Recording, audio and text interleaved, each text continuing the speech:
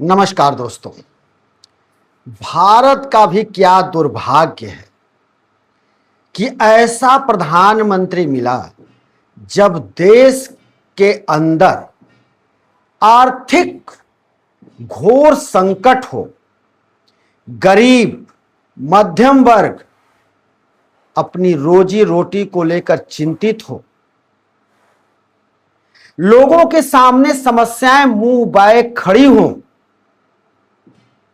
लोगों को समझ में ना आ रहा हो कि कैसे उनका जीविका चलेगा, आगे की रोजी रोटी कैसे चलेगी, अर्थव्यवस्था पेट के बगल लेट गया हो 44-45 डिग्री के तापमान में।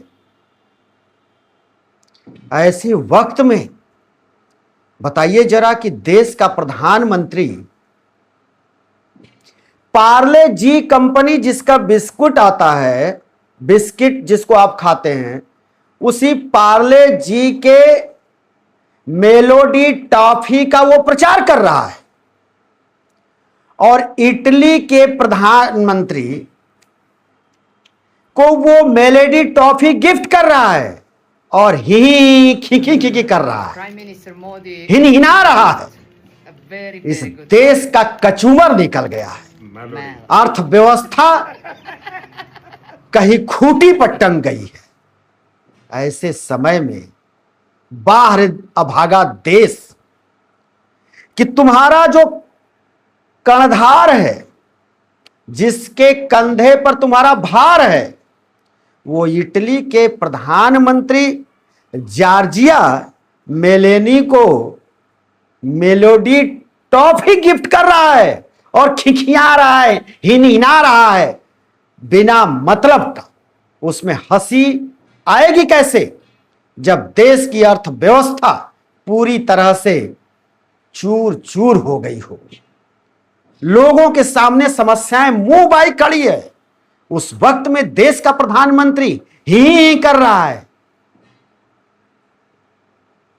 प्रश्न का जवाब देना नहीं है और टॉफी बांटना। इसी को लेकर एलओपी राहुल गांधी ने जोरदार तरीके से प्रधानमंत्री पर हमला बोला है और कहा है कि देश के अंदर आर्थिक तूफान है, तूफान के गर्त में आर्थिक व्यवस्था गोते लगा रही है, उड़ जाने को तैयार है। तब हमारा प्रधानमंत्री इटली में टॉफी बांट रहा है। क्या खूब विडंबना है इस देश की कि जो पढ़ा लिखा नहीं, जिसके पढ़ाई लिखाई का कोई रिकॉर्ड नहीं, प्राइमरी से लेकर किसी भी क्लास का, वो देश का मुखिया बना हुआ है, विश्व गुरु बनने का वो सपना देख रहा है और देश के अंदर बैठ करके लोग उसको विश्व गुरु बनाने पर तुले हों, जिसका कोई रिकॉर्ड नहीं। वही एलओपी राहुल गांधी का अगर रिकॉर्ड देखा जाए तो नर्सरी से एलकेजी से लेकर स्नातकोत्तर तक, एमए तक, एमफिल तक पूरी डिग्रियां सार्वजनिक हैं। पढ़ाई का लेखा जोखा रिकॉर्ड है, कॉलेजों के स्कूल के नाम हैं। और ऐसे व्यक्ति को बेवकूफ साबित करने के लिए, पागल साबित करने के लिए, पप्पू साबित करने के लिए देश के मीडिया को अब मोर्चे पर लगा दिया जाता है। अगले पंक्ति में नोएडा के जो ये मीडिया है, कथित इन भाड़ मीडिया को आगे कर दिया जाता है कि राहुल को पप्पू साबित करो, राहुल को बेवकूफ साबित करो। यह तब होता है जब एलओपी का नेता राहुल गांधी स्कूली शिक्षा उस वक्त में उन्होंने लिया था जिस वक्त में इस परिवार के ऊपर पहाड़ टूटा था, पहाड़। दादी को गोलियों से भून दिया गया था, पिता की हत्या कर दी गई थी राजीव गांधी की। उस वक्त में राहुल गांधी की जो शुरुआती पढ़ाई हुई वो नई दिल्ली के सेंट कोलंबस स्कूल से हुई, लेकिन जो ही कर रहा है उसकी प्राइमरी शिक्षा भी नहीं पता है कि कहां वो पटरी लेकर, कहां बस्ता लेकर पढ़ने गया था। वही राहुल गांधी की आगे की अगर पढ़ाई की बात की जाए, 9, 10th, 11th, 12th, तो राहुल गांधी ने 9वीं, 10वीं, 11वीं और 12वीं की जो पढ़ाई की देहरादून के दून स्कूल से की, ऑन रिकॉर्ड। राहुल गांधी की आगे की जो पढ़ाई हुई स्नातक की, बीए की, राहुल गांधी ने बीए किया अमेरिका के रोलिंग्स कॉलेज से।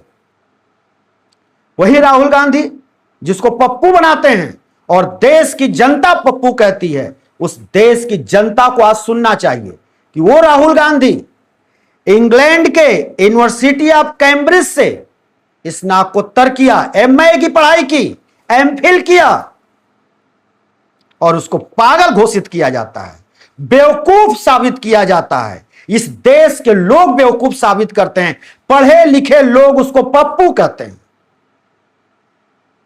लेकिन जो वास्तव में जिसके पढ़ाई लिखाई का कोई लेखा जोखा नहीं है, जो देश को पूरी तरह से आर्थिक मंदी में झोंक दिया है, वो इटली के प्रधानमंत्री के साथ टॉफी बांट रहा है, टॉफी शेयर कर रहा है, गिफ्ट कर रहा है और ही कर रहा है।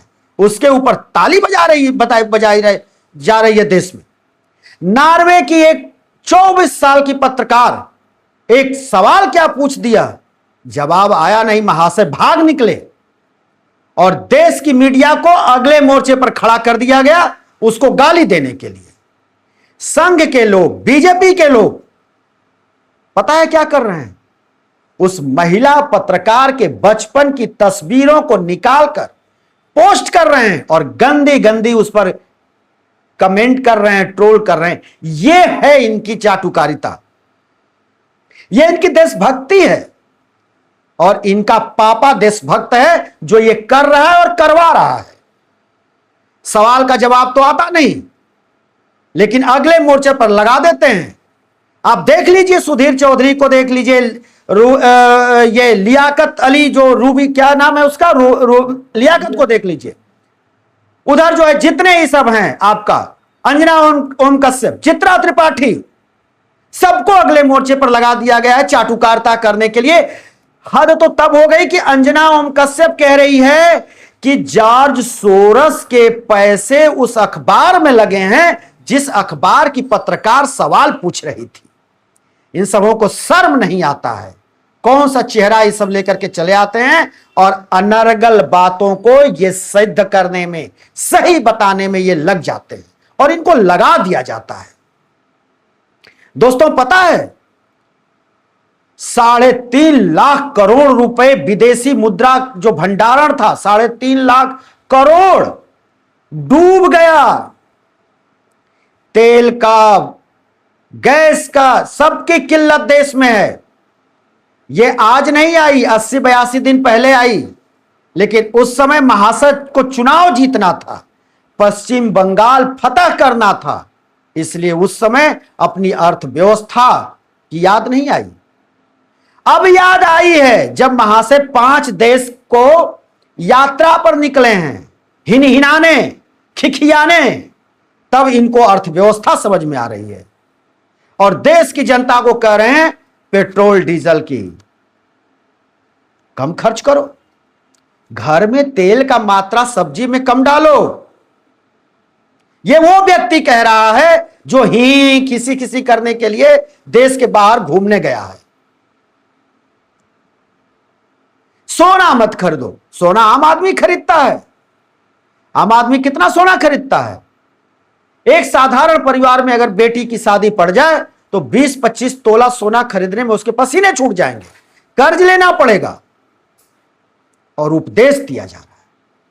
इस देश का दुर्भाग्य है कि ऐसा इस देश का मालिक बनकर के बैठा है, कर्णधार बनकर के बैठा है, जिसके पीछे देश के करोड़ों बुद्धिजीवी वर्ग अपनी पढ़ाई लिखाई, शिक्षा दीक्षा को तिलांजलि देकर के बैसाख नंदन बन गया है। सावन के अंधे को चारों तरफ हरियाली ही दिखती है और वही हाल देश के पत्रकारों के अंदर है, बुद्धिजीवियों के अंदर घुस गया है और ये देश का हालात देश का बंटादार करके छोड़ेगी। यह हम दावे के साथ कह रहे हैं। देश में अब कुछ बचा नहीं है। जो अचा बचा था अडानी को इसने बेच दिया, विदेश को बेच दिया। अडानी के ऊपर अमेरिका में केस चल रहा था, गिरफ्तारी के वारंट थे, लेकिन इस व्यक्ति ने अडानी से घूस दिलवाया और वहां पर अमेरिका में डोनाल्ड ट्रंप ने वहां पर इसके केस को बंद करवा दिया। मीडिएटर कौन था? वो डोनाल्ड ट्रंप का खासम खास सलाहकार। उसने ऑफर दिया अडानी को कि तुम अमेरिका में ऐसा प्रोजेक्ट लगाओ जिसमें 10-15 हजार आप अमेरिकियों को सर्विस मिल जाए, जॉब मिल जाए। और हुआ वही। और उसके बाद सारे मुकदमे टाए टाए फिस हो गए। देश की कंपनियों को बीमारू घोषित करवा रही है सरकार और औने पौने दाम पर इधर उधर घुमाकर अडानी के हाथ में सौंप रही है। लेकिन अंधे तो अंधे, बहरे तो बहरे, गूंगे तो गूंगे बनकर के देश के लोग बैठे हुए हैं और हां में हां मिला रहे हैं। और जब अनपढ़, जो पढ़ा लिखा नहीं होगा, वो ऐसे ही करेगा, मदारी करेगा, तमाशा करेगा और तमाशा देखने वाले उसकी वाहवाही कहेंगे। उसके वाह वाह में अपने आप को वो भूल जाएंगे जो आज हो रहा है। दोस्तों, हम फिर किसी दूसरी वीडियो के साथ हाजिर होंगे। तब तक के लिए शिव मूर्ति धुए को दीजिए इजाजत।